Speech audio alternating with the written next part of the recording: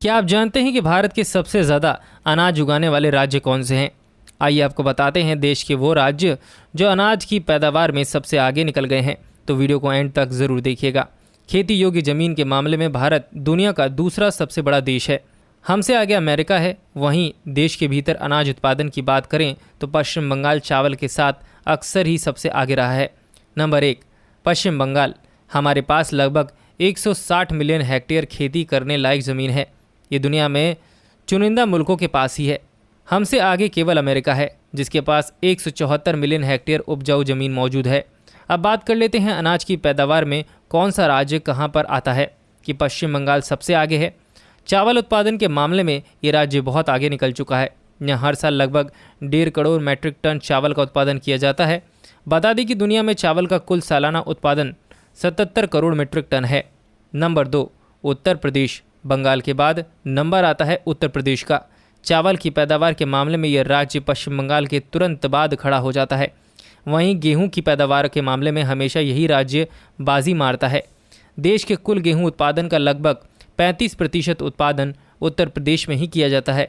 यह फसल पूर्वी, पश्चिम और उत्तरी भाग में मुख्य रूप से होता है, जहां पर 46 लाख हेक्टेयर ज़मीन पर उगाया जाता है गेहूँ। यहाँ का कुल उत्पादन लगभग 3 लाख मीट्रिक टन है। गेहूं और कई दूसरी फसलों के अलावा गन्ने की खेती भी उत्तर प्रदेश में सबसे ज़्यादा होती है। नंबर 3 पंजाब। अब बात कर लेते हैं पंजाब की, जहां के किसान अभी तक लगातार चर्चा में बने हुए हैं। यहां किसान सालाना 120 लाख टन चावल का उत्पादन कर देते हैं। यह पड़ोसी राज्य हरियाणा की तरह गेहूं का भी बड़ा उत्पादक है। पंजाब को देश के सबसे उपजाऊ राज्यों में माना जाता है। हालांकि हाल के सालों में यहाँ कृषि उत्पादन कम हुआ है। इसके बाद भी यह राज्य अनाज उगाने के मामले में तीसरे नंबर पर आता है। नंबर 4 गुजरात। खरीफ सीज़न के दौरान गुजरात में मुख्य रूप से मूंगफली, कपास और कैस्टर सीड की ज़्यादा खेती होती है और यह राज्य उन 3 फसलों का सबसे बड़ा उत्पादक भी रहता है।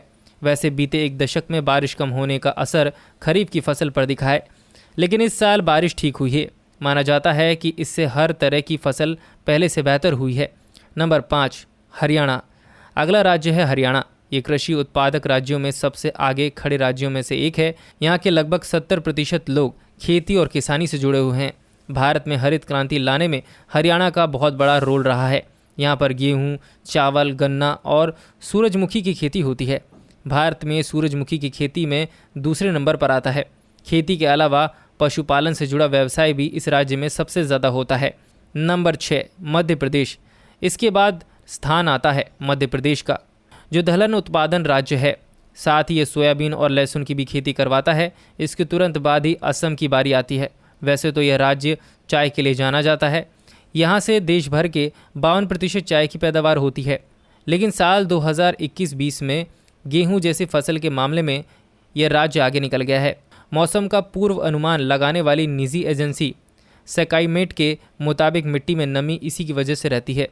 वैसे उपजाऊ ज़मीन के मामले में दुनिया में दूसरे नंबर पर होने के बाद भी हम उत्पादकता के मामले में चीन से पीछे हैं। हमारे पास लगभग 160 मिलियन हेक्टेयर खेती करने लायक ज़मीन है, जबकि चीन के पास हमसे काफ़ी कम है, लगभग 103 मिलियन हेक्टेयर। ज़्यादा ज़मीन के बाद भी हमें उपज का अपना टारगेट भी काफ़ी कम रखा हुआ है। साल 2020-21 में हमने 298 मिलियन टन अनाज उपजाने का टारगेट तय किया था। इसमें भी मुख्यतः चावल और गेहूँ है। वहीं चीन का टारगेट 347 मिलियन टन रहा।